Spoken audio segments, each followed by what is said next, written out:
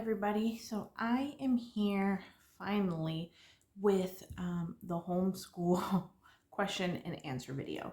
So I am going to do my top questions that I get asked regarding homeschool, just because there was a lot of questions that were asked. And so I would probably have to do like another video on some other questions.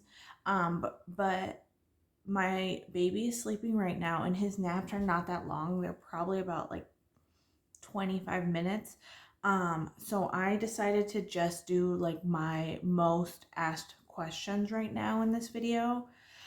I've got my questions written down right here in front of me. So if you see me looking down, it's because I am looking at the questions. These questions are in no particular order. I just wrote them down as they were asked to me. So some questions might pertain to a question that I've already answered. So I might be jumping back and forth when it comes to that, just because there is no like particular order that I'm going in. I'm not talking about a specific subject and then answering all of the questions. I'm just going to be bouncing back and forth. So let's just jump right into it before Alden decides to wake up. So, my first question that I get asked is how many do I homeschool?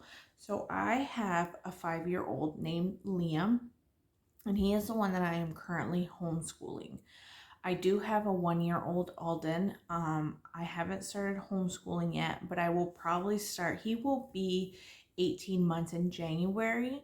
So I'm thinking right around like probably right after like the Christmas, the New Year's Eve and New Year's Day and all of that, I will probably start sitting down with him and start showing him shapes and colors and singing the alphabet with him. But for now, currently at this very moment, I just only homeschool Liam. So question number 2 that I get asked a lot is, what curriculum do I use? And any of the information, like any of the curriculums or anything that has like a web link or an Instagram or anything like that, I will link in the description box in case there's anybody interested. And then I also should point out, because this just like popped into my head, that some of these questions I'm going to be answering when it comes to Iowa laws. I reside in the state of Iowa, so every state is different when it comes to homeschool laws. So just because I answer one question doesn't necessarily mean that that's going to be the answer for your state. So always make sure that if you are thinking about homeschooling, you research your state. But anyways, so let's go back to the question of what curriculum I use. So this is my first year that I am actually using a curriculum. I have a curriculum for language arts and a curriculum for math. Previous to this, homeschooling, like preschool and kindergarten, I didn't really use a curriculum. I literally just went to like Walmart and picked up, pre-K books. And I also just picked up some flashcards, things like that. And the reason I did that is because, pre-K and kindergarten are they're very simple grades. You start teaching them how to count, start recognizing numbers, shapes, colors, all of that. So I didn't really necessarily feel like I needed a curriculum for preschool and kindergarten.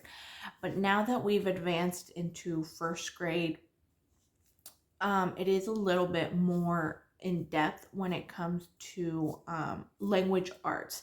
The math portion, I still probably could have done myself, because really for first grade, we're going to be diving into like addition and subtraction. And that's still something that I probably could have done on my own without a curriculum.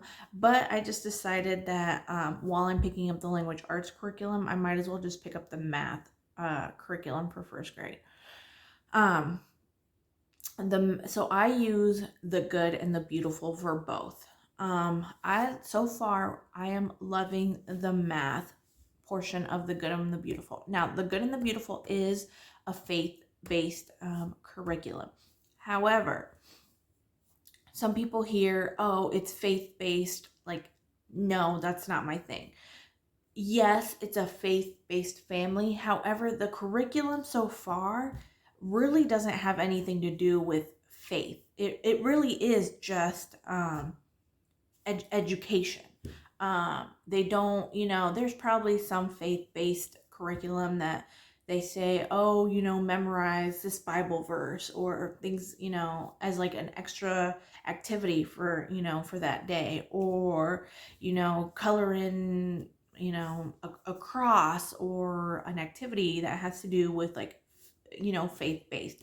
That's not the case that I've seen so far with the good and the beautiful. It really is just math and language arts, nothing faith based for the curriculum. Now, I'm sure I haven't really researched any more of like deeper into their website. Maybe they do have like faith based stories and stuff like that. I'm not sure. So just because it is faith-based, don't let that scare you off if that is something you are thinking about for the good and the beautiful.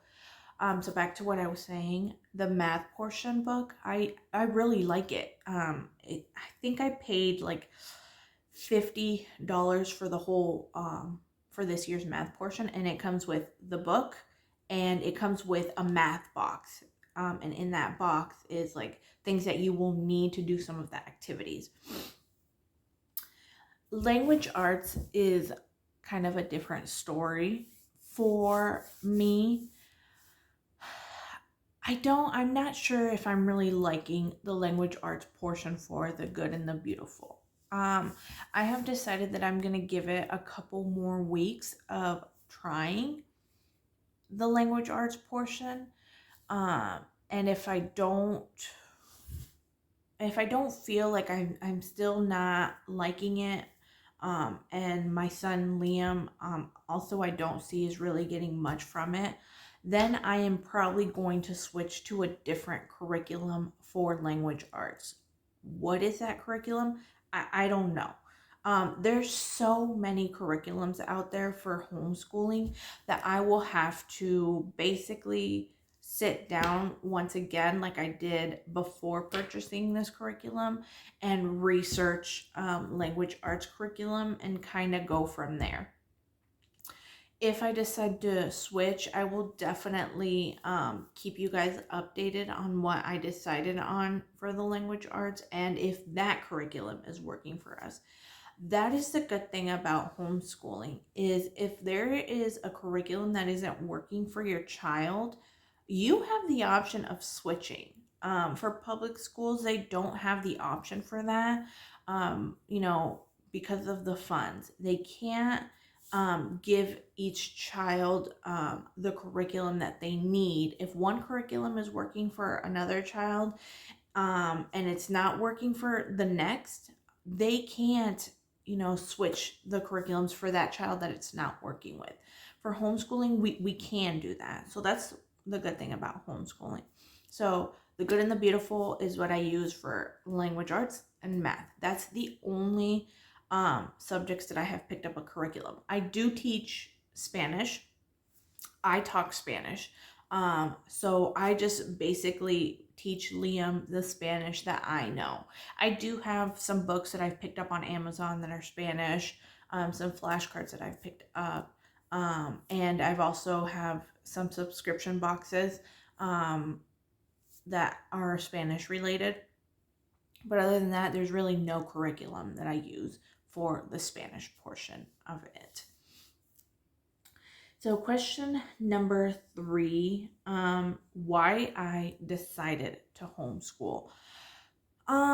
So there's this question, I can go on for hours on why I decided homeschooling was best for us. But if we're starting from the very beginning of when I decided to homeschool, that is what I will talk about. So my husband and his sister were homeschooled. I was not homeschooled. I went to public school. I didn't really know anything about homeschooling. Homeschooling was definitely something new that I had to explore, had to research. But the reason we why we decided to homeschool was essentially because my husband knew from the very beginning of even getting married, having kids, that he wanted his kids homeschooled just like him. He felt like he really got a lot from homeschooling as opposed to public school. And now the reason why I say that is because my husband did at one point decide to go to public school. He wanted to experience that. He wanted to know what it was about. Um, Needless to say that he didn't like it. He said, nope, I don't like it. I'd rather be homeschooled. So for him, he liked the homeschooling better than the public school. So he already knew that he wanted to homeschool his kids. So even before we had Liam, like I know a lot of families did homeschooling during COVID because schools closed down. Now, so this is all even previous to COVID. Um, when I was pregnant with Liam, Shiloh was like, I want my kids homeschooled. I wasn't, I don't even know how to say this, like how I reacted when he said homeschooled. Because, like I said, I didn't know anything about homeschool. I really didn't try to, I don't even know what the right word is, but I didn't try to argue. Like, that's not the word that I want to use because it really wasn't like an argument type thing. I didn't really try to fight back on that. He kind of just like, hey, I really would like for you to homeschool the kids, that we have. And for me, I was kind of like, yeah, okay. I didn't think it was a good idea, but I didn't think it was a bad idea either. It was kind of just one of those things where it was put on my plate and I kind of just went with it. So I definitely did so much research. Even to this day, I still research homeschool stuff. Because I'm not an expert by any means. I am a first time homeschooling mom. There is still so much out there for me to learn.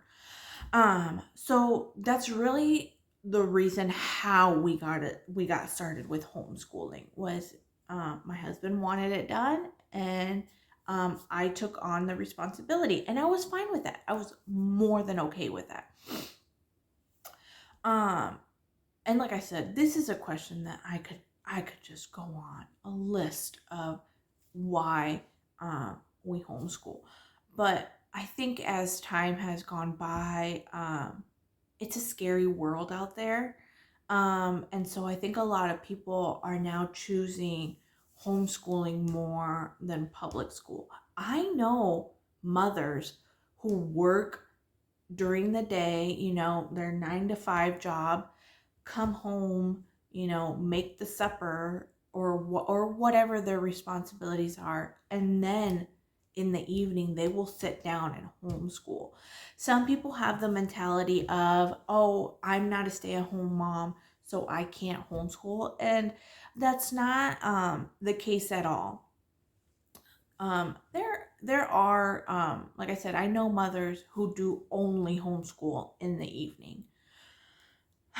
So yeah, I know that was a really long answer for just that short question. But yeah, I mean, I can keep going on regarding that answer to that question, but we're gonna move on. Okay, so another question that I get asked, and this question is mostly asked to me by mothers who are researching homeschooling, who are interested in homeschooling, and they just don't know what their options are. What type of homeschool do you do? Iowa has, if I'm not mistaken, I think it's either 3 or 5 options. I'm not 100% sure. And I did look it up and it looks like it's 5 options. The reason why I'm not 100% sure is because I knew from the very beginning when I started homeschooling was I was going to do IPI.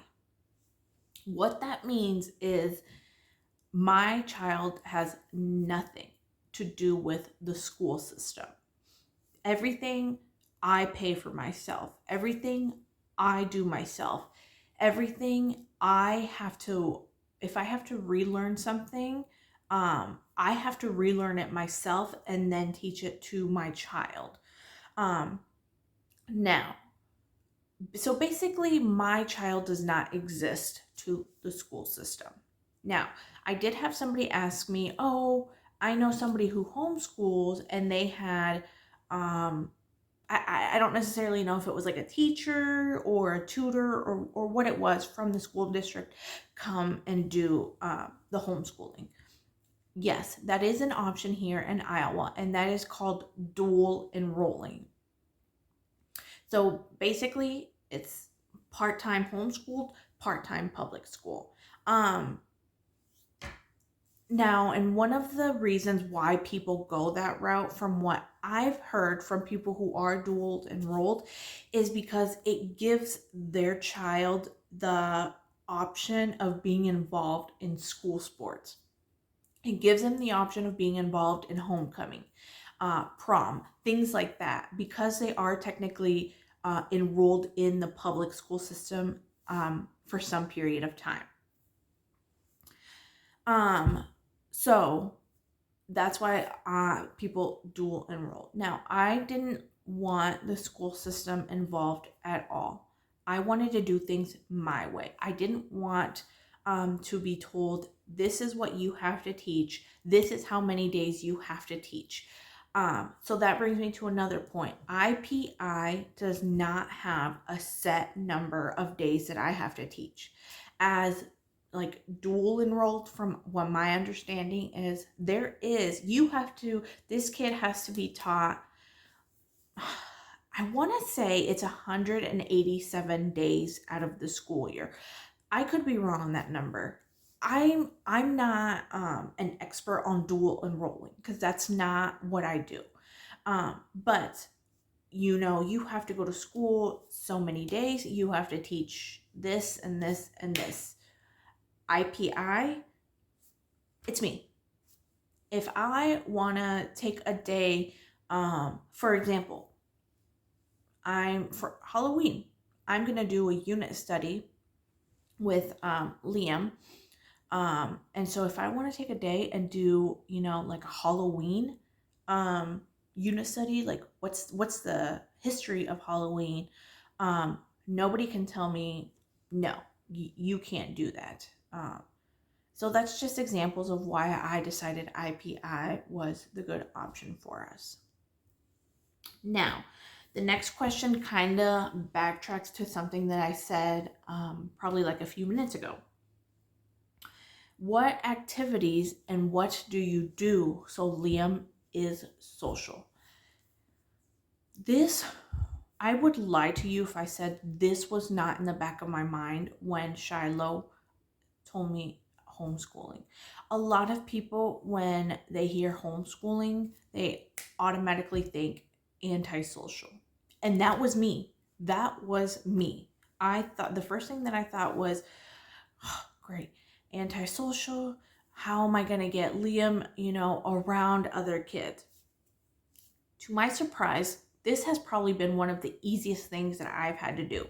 So yes, Liam is not dual enrolled. Liam cannot go to public homecoming. Liam cannot go to public prom.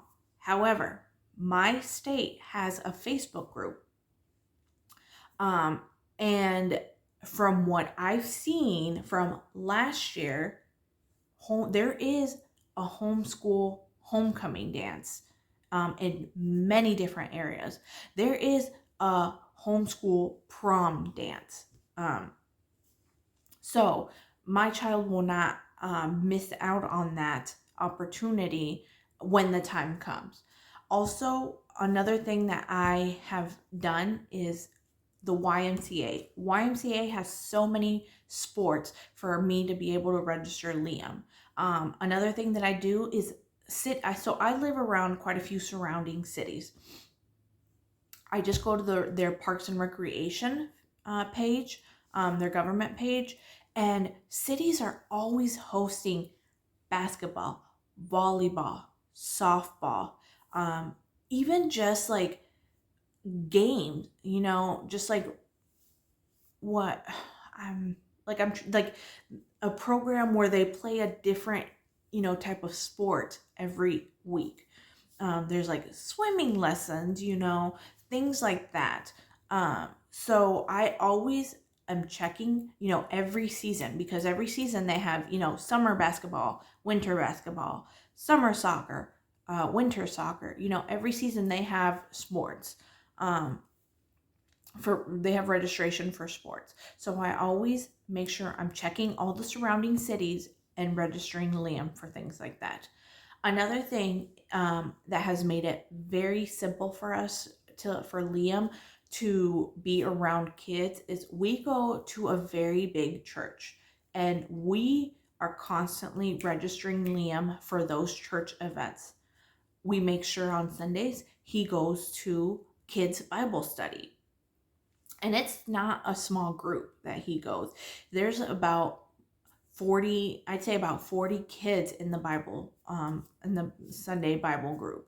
And same with registering him for Awanas on Wednesday night. So a lot of those kids that he sees on Sunday, he's going to see again on Wednesday. So a lot of these kids he's seeing over and over again, and making friends with them because he's constantly seeing them over and over again. So yeah, my small town has a church also, and I am friends with the pastor's wife who also homeschools. Now their church also does activities for kids here in my small town. They are constantly doing open gym night, movie nights, things like that, and that's just a walk away. So I always make sure I'm in contact with her about things that are going to be happening. And so then, yeah, I make sure that I take Liam to things like that. So the social aspect has actually been my easiest out of this whole homeschooling journey, if I'm being honest. So um, always make sure to check your Facebook groups. Iowa has a homeschooling Facebook group. I'm sure every state out there has a homeschooling Facebook group. You just might have to do a little bit of research. And my Facebook homeschooling group does a good job of also letting people know, hey, there's registration for this and things like that. So I'm glad that I was able to find that Facebook homeschooling group. I also forgot to mention that we do plan out field trips with some other homeschooling moms as well. Next question. Let's see. So how many years have I been homeschooling? So I started homeschooling Liam when he was 18 months. He is now 5. So I've been doing it for about 3.5 years. Next question. Will I allow my kids to go to public school? And if my kids ever decide that they want to go to public school, yes, I will allow them to go to public school. I haven't researched too much on what I would have to do to allow them to go to public school. I've heard bits and pieces here and there of like on the Facebook group, people asking questions. And from my understanding is basically the child just has to test um, into their grade. So the school has to make sure that the kid is at the level that they should be. And then, yeah, they're basically placed in the classroom if they pass. But it's one of those situations where I will kind of cross that bridge once I get there. So yes, if my kids decide they want to try out public school like my husband did, I will definitely allow it. I'm not going to hold them back from having that experience if they want to experience what it's like to be in public school. So how often do you homeschool? So I homeschool, I'd say about 3 days a week. Um, and the reason for that is I know some people are like shocked to hear that I homeschool like about 3 days a week is on average. Sometimes I can do four, but on average with all of the appointments that I have with Liam, myself and Alden, um, and also I have to travel for all of these appointments. I don't live in a city where I have a doctor's office. I don't live in a city where I have a dentist office. So I have to travel for these appointments. So, an appointment that's just a regular, for example, dental checkup, that's probably about 45 minutes. To me, with traveling time, would be about 2 hours. Um, Sometimes it's longer. Sometimes I'm like, you know what? I'm already in town for this appointment. I might as well pick up groceries while I'm here. Or sometimes what I tend to do is I try my best to schedule appointments all on the same day. So sometimes Leah might have an appointment, and then 2, 3 hours later, I might have an appointment in town. So that's why sometimes I can only do 3 to 4 days a week. um how I kind of balance the fact that I don't homeschool the 5 days a week is I don't take summer break. I continue homeschooling throughout the summer. So what happens is I will continue homeschooling um, from August up until September. Now, I do give them about that Labor Day break. So, that weekend and then that Labor Day. So once we come back from that Labor Day, so that Tuesday, that's when I transition them to their next grade.